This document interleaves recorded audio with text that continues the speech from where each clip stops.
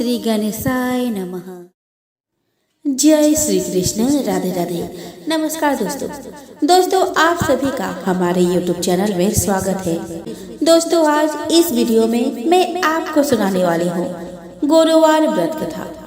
दोस्तों यह उपवास बृहस्पतिवार को रखा जाता है। किसी भी माह के शुक्ल पक्ष में अनुराधा नक्षत्र और गुरुवार के योग के दिन इस व्रत की शुरुआत करना चाहिए। नियमित 7 व्रत करने से गुरु ग्रह से उत्पन्न होने वाला अनिष्ट नष्ट हो जाता है। कथा और पूजन के समय मन, कर्म और वचन से शुद्ध होकर मनोकामना पूर्ति के लिए बृहस्पति देव से प्रार्थना करनी चाहिए। पीले रंग के चंदन, अन्न, वस्त्र और फूलों का इस व्रत में विशेष महत्व होता है। दोस्तों इस दिन सूर्योदय से पहले उठकर स्नान से निवृत्त होकर पीले रंग के वस्त्र पहनने चाहिए। शुद्ध जल छिड़ककर पूरा घर पवित्र करें। घर के किसी भी पवित्र स्थान पर बृहस्पति देव की मूर्ति या चित्र स्थापित करें। तत्पश्चात पीत वर्ण के गंध, पुष्प और अक्षत से विधि विधान से पूजन करें। दोस्तों इस दिन एक समय ही भोजन किया जाता है। व्रत करने वाले को भोजन में चने की दाल अवश्य खानी चाहिए। बृहस्पतिवार के व्रत में केले के वृक्ष की पूजा की जाती है। बृहस्पतिवार व्रत के पूजन से स्त्री पुरुष को बृहस्पति देव की अनुकंपा से धन संपत्ति का अपार लाभ होता है। परिवार में सुख तथा शांति बनी रहती है। स्त्रियों के लिए बृहस्पतिवार का व्रत बहुत ही शुभ फल देने वाला है। बृहस्पतिवार की पूजा के पश्चात कथा सुनने का विशेष महत्व है।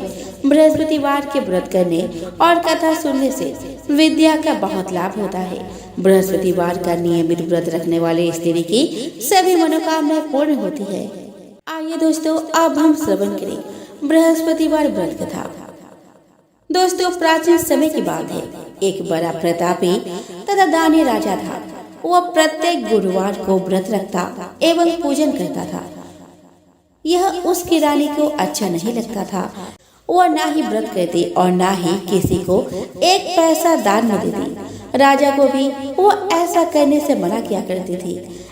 एक समय की बात है, राजा शिकार खेलने वन को चले गए। घर पर रानी और दासी थी। उस समय गुरु बृहस्पति साधु का रूप धारण कर राजा के दरवाजे पर भीख मांगने आए। साधु ने रानी से भिक्षा मांगी तो रानी कहने लगी कि हे साधु महाराज, मैं इस दान और पुण्य से तंग आ गई हूँ। आप कोई ऐसा उपाय बताएं जिससे यह सारा धन नष्ट हो जाए तथा मैं आराम से रह सकूं। साधु रूपी बृहस्पति देव ने कहा कि हे देवी, तुम बड़ी विचित्र हो। संतान और धन से भी कोई दुखी होता है। अगर तुम्हारे पास धन अधिक है तो इसे शुभ कार्यों में लगाओ जिससे तुम्हारे दोनों लोग सुधरे। परंतु साधु की इन बातों से रानी खुश नहीं हुई। उसने कहा कि मुझे ऐसा धन की आवश्यकता नहीं जिससे मैं अन्य लोगों को दान दूं और जिसको संभालने में ही मेरा सारा समय नष्ट हो जाए। साधु ने कहा, यदि तुम्हारी ऐसी इच्छा है तो जैसा मैं तुम्हें बताता हूँ तुम वैसा ही करना। बृहस्पतिवार के दिन घर को गोबर से लिपना, अपने केसों को पीले मिट्टी से धोना, केसों को धोते समय स्नान करना, राजा से हजामत बनाने को कहना, भोजन में मांस मदिरा खाना, कपड़ा धोबी के यहाँ धुलने डालना। इस प्रकार 7 बृहस्पतिवार करने से तुम्हारा सब धन नष्ट हो जाएगा। इतना कहकर साधु बने बृहस्पति देव अंतर ध्यान हो गए। साधु के कहे अनुसार करते हुए रानी को केवल 3 बृहस्पतिवार ही बीते थे कि उसकी समस्त धन संपत्ति नष्ट हो गई। भोजन के लिए परिवार तरसने लगा।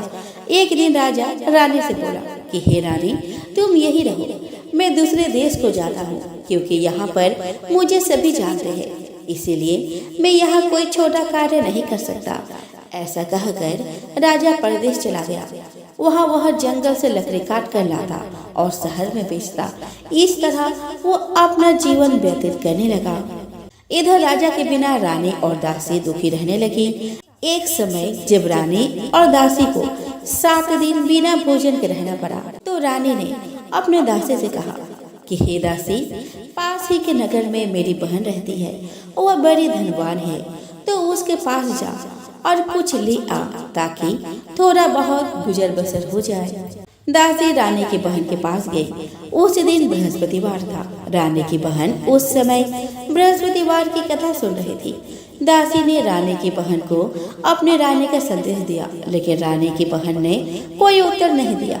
जब दासी को रानी की बहन से कोई उत्तर नहीं मिला तो वह बहुत दुखी हुई। उसे क्रोध भी आया। दासी ने वापस आकर रानी को सारी बात बता दी। यह सुनकर रानी ने अपने भाग्य को कोसा। उधर रानी के बहन ने सोचा कि मेरी बहन की दासी आई थी, परंतु मैं उससे नहीं बोली, इससे वह बहुत दुखी हुई होगी। यह सोचकर और पूजा समाप्त कर वह अपने बहन के घर गई और कहने लगी कि हे बहन, मैं बृहस्पतिवार का व्रत कर रही थी। तुम्हारी दासी गई, परंतु जब तक कथा होती है तब न उठते हैं और न ही बोलते हैं, इसीलिए मैं नहीं बोली। कहो दासी क्यों गई थी? रानी बोली कि बहना, हमारे घर अनाज नहीं था। ऐसा कहते कहते रानी की आंखें भर आई। उसने दासियों समेत भूखा रहने की बात भी अपने बहन को बता दी। रानी की बहन बोली कि बहन देखो, बृहस्पति देव भगवान सबकी मनोकामना पूर्ण करते हैं। देखो शायद तुम्हारे घर में अनाज रखा हो। यह सुनकर दासी घर के अंदर गई तो वहाँ उसे एक घड़ा अनाज का भरा मिल गया।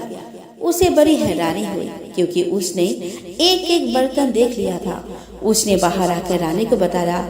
दासी रानी से कहने लगी कि हे रानी, जब हमको अन्न नहीं मिलता तो हम व्रत ही तो करते हैं, तो क्यों ना इनसे व्रत और कथा की विधि पूछ ली जाए, हम भी व्रत किया करेंगे। दासी के कहने पर रानी ने अपने बहन से बृहस्पतिवार व्रत के बारे में पूछा। उसके बहन ने बताया कि बृहस्पतिवार के व्रत में चने की दाल और मुनक्का से विष्णु भगवान के केले की जड़ में पूजन करे तथा दीपक जलावे, पीला भोजन करे और कथा सुने। इससे गुरु भगवान बृहस्पति प्रसन्न होते हैं, मनोकामना पूर्ण होती है। व्रत और पूजन की विधि बताकर रानी की बहन अपने घर लौट गई। रानी और दासी दोनों ने निश्चय किया कि बृहस्पति देव भगवान का पूजन जरूर करेंगे। 7 रोज बाद जब बृहस्पतिवार आया तो उन्होंने व्रत रखा।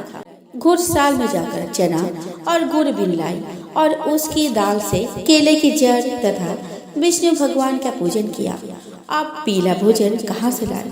दोनों बड़ी दुखी हुई, परंतु उन्होंने व्रत किया था, इसीलिए बृहस्पति देव भगवान प्रसन्न थे। एक साधारण व्यक्ति के रूप में वे 2 थालों में सुंदर पीला भोजन लेकर आए और दासी को देकर बोले कि हे दासी, यह भोजन तुम्हारे लिए और तुम्हारे रानी के लिए है, इसे तुम दोनों ग्रहण करना। दासी भोजन पाकर बहुत प्रसन्न हुई। उसने रानी को सारी बात बताई। उसके बाद से वे प्रत्येक बृहस्पतिवार को गुरु भगवान का व्रत और पूजन करने लगे। बृहस्पति भगवान की कृपा से उनके पास धन हो गया, परंतु रानी फिर पहले की तरह आलस्य करने लगी। तब दासी बोली कि देखो रानी, तुम पहले भी इस प्रकार आलस्य करती थी। तुम्हें धन के रखने में कष्ट होता था, इस कारण सभी धन नष्ट हो गया। अब गुरु भगवान की कृपा से धन मिला है तो फिर तुम्हें आलस्य होता है। बड़ी मुसीबतों के बाद हमने यह धन पाया है, इसीलिए हमें दान पुण्य करना चाहिए। अब तुम भूखे मनुष्य को भोजन कराओ, पियाऊ लगवाओ, ब्राह्मणों को दान दो, कुआं, तालाब, बावड़ी आदि का निर्माण कराओ, मंदिर, पाठशाला बनाकर ज्ञान दान दो, कुंवारी कन्याओं का विवाह कराओ, अर्थात धन को शुभ कार्यों में खर्च करो, जिससे तुम्हारे कुल का यश बढ़े और स्वर्ग प्राप्त हो और फिर पितर प्रसन्न हो। दासी की बात मानकर रानी शुभ कर्म करने लगी। उसका यश फैलने लगा। एक दिन रानी और दासी आपस में विचार करने लगे कि न जाने राजा किस दशा में होंगे। उनकी कोई खोज खबर भी नहीं है। उन्होंने श्रद्धा पूर्वक गुरु भगवान से प्रार्थना की कि राजा जहाँ कहीं भी हो शीघ्र वापस आ जाए। उधर राजा परदेश में बहुत दुखी रहने लगा। वह प्रतिदिन जंगल से लकड़ी बीन कर लाता और उसे शहर में बेचकर अपने दुखी जीवन को बड़ी कठिनता से व्यतीत करता। एक दिन दुखी हो अपने पुरानी बातों को याद करके वह रोने लगा और उदास हो गया। उसी समय राजा के पास बृहस्पति देव साधु के वेश में आकर बोले कि है लक्कड़हारी, तुम इस सुनसान जंगल में किस चिंता में बैठी हो, मुझे बतलाओ। यह सुनकर राजा के नेत्रों में जल भर आया। साधु की वंदना कर राजा ने अपनी संपूर्ण कहानी सुना दी। महात्मा दयालु होते हैं। वे राजा से बोले कि हे राजा, तुम्हारी पत्नी ने बृहस्पति देव के प्रति अपराध किया था, जिसके कारण तुम्हारी यह दशा हुई। अब तुम किसी प्रकार की चिंता मत करो, भगवान तुम्हें पहले से अधिक धन देंगे। देखो, तुम्हारी पत्नी ने बृहस्पतिवार का व्रत प्रारंभ कर दिया है। अब तुम भी बृहस्पतिवार का व्रत करके चने की दाल व गुड़ जल के लोटे में डालकर केले का पूजन करो। फिर कथा कहो या सुनो, भगवान तुम्हारे सब मनोकामना पूर्ण करेंगे। साधु की बात सुनकर राजा बोला कि हे प्रभु, लकड़ी बेचकर तो इतना पैसा नहीं बचता जिससे भोजन करने के उपरांत कुछ बचा सकूं। मैंने रात्रि में अपने रानी को व्याकुल देखा है। मेरे पास कोई साधन नहीं जिससे इसका समाचार जान सकूं। फिर मैं बृहस्पति देव की क्या कहानी कहूँ, यह भी मुझको मालूम नहीं है। साधु ने कहा, हे राजा, मन में बृहस्पति भगवान के पूजन व्रत का निश्चय करो। वे स्वयं तुम्हारे लिए कोई राह बना देंगे। बृहस्पतिवार के दिन तुम रोजाना की तरह लकड़ियां लेकर शहर में जाना। तुम्हें रोज से 2 गुना धन प्राप्त होगा, जिससे तुम भली भांति भोजन कर लोगे तथा बृहस्पति देव की पूजा का सामान भी आ जाएगा। जो तुमने बृहस्पतिवार की कहानी के बारे में पूछा है वह इस प्रकार है। प्राचीन समय में एक बहुत ही निर्धन ब्राह्मण था। उसके कोई संतान नहीं थी। वह नित्य पूजा पाठ करता। उसकी स्त्री न स्नान करती और न किसी देवता का पूजन करती। इस कारण ब्राह्मण देवता बहुत दुखी रहते थे। भगवान की कृपा से ब्राह्मण के यहाँ एक कन्या उत्पन्न हुई। कन्या बड़ी होने लगी। प्रातः स्नान करके वह भगवान विष्णु का जप करती। बृहस्पतिवार का व्रत भी करने लगी। पूजा पाठ समाप्त कर पाठशाला जाती तो अपने मुट्ठी में जौ भर कर ले जाती और पाठशाला जाने के मार्ग में डालती जाती। लौटते समय वही जौ स्वर्ण के हो जाते और उनको बीन कर घर ले आती। एक दिन वह बालिका सूप में सोने की जौ को फटक कर साफ कर रही थी। तभी उसकी माँ ने देख लिया और कहा कि हे बेटी, सोने की जौ को फटकने के लिए सोने का सूप भी तो होना चाहिए। दूसरे दिन गुरुवार था। कन्या ने व्रत रखा और बृहस्पति देव से सोने का सूप देने की प्रार्थना की। बृहस्पति देव ने उसकी प्रार्थना स्वीकार कर ली। रोजाना की तरह वो कन्या जौ फैलाते हुए पाठशाला चली गई। पाठशाला में लौटकर जब वह जौ बीन रही थी तो बृहस्पति देव की कृपा से उसे सोने का सूप मिला। उसे वह घर में ले आई और उसे जौ साफ करने लगी, परंतु उसकी माँ का वही ढंग रहा। एक दिन की बात है। कन्या सोने के सूप में जब जौ साफ कर रही थी, उस समय उस नगर का राजकुमार वहां से निकला। कन्या के रूप को देखकर वह उस पर मोहित हो गया। राजमहल आकर वह भोजन तथा जल त्याग कर उदास होकर लेट गया।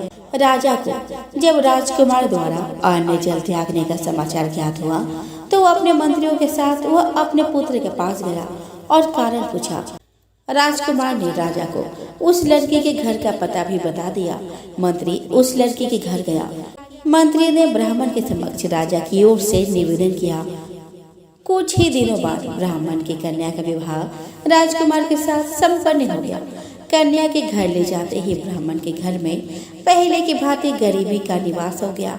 एक दिन दुखी होकर ब्राह्मण अपने पुत्र से मिलने गए। बेटी ने पिता की अवस्था को देखा और अपने माँ का समाचार पूछा। ब्राह्मण ने सभी हाल कह सुनाया। कन्या ने बहुत सा धन देकर अपने पिता को विदा कर दिया, लेकिन कुछ ही दिनों बाद फिर वही हाल हो गया। ब्राह्मण फिर अपने कन्या के यहाँ गया और सभी हाल कह सुनाया तो पुत्री बोली कि हे पिताजी, आप माताजी को यहाँ ले आओ, मैं उन्हें वह विधि बता दूंगी जिससे गरीबी दूर हो जाए। ब्राह्मण देवता अपने स्त्री को साथ लेकर अपने पुत्री के पास राजमहल पहुँचे तो पुत्री अपने माँ को समझाने लगी कि हे माँ, तुम प्रातः काल स्नान आदि करके विष्णु भगवान का पूजन करो तो सब दरिद्रता दूर हो जाएगी। परंतु उसकी माँ ने उसकी एक भी न सुनी। वह प्रातः काल उठकर अपने पुत्री का बच्चा जूठन खा लेती है। एक दिन उसकी पुत्री को बहुत गुस्सा आया। उसने अपनी माँ को एक कोठरी में बंद कर दिया। प्रातः उसने स्नान आदि करा के पूजा पाठ करवाया तो उसकी माँ की बुद्धि ठीक हो गई। इसके बाद से वह नियम से पूजा पाठ करने लगी और प्रत्येक बृहस्पतिवार को व्रत रखने लगी। इस व्रत के प्रभाव से वह मृत्यु के बाद स्वर्ग को गई। वह ब्राह्मण भी सुख पूर्वक इस लोक का सुख भोगकर स्वर्ग को प्राप्त हुआ। इस तरह कहानी कहकर साधु देवता वहाँ से लोप हो गए। धीरे धीरे समय व्यतीत होने पर फिर बृहस्पतिवार का दिन आया। राजा जंगल से लकड़ी काट कर शहर में बेचने गया। उसे उस दिन और दिनों से अधिक धन मिला। राजा ने चना गुड़ आदि लाकर बृहस्पतिवार का व्रत किया। उस दिन से उसके सभी क्लेश दूर हो गए। परंतु जब अगले गुरुवार का दिन आया तो वह बृहस्पतिवार का व्रत करना भूल गया। इस कारण बृहस्पति देव नाराज हो गए।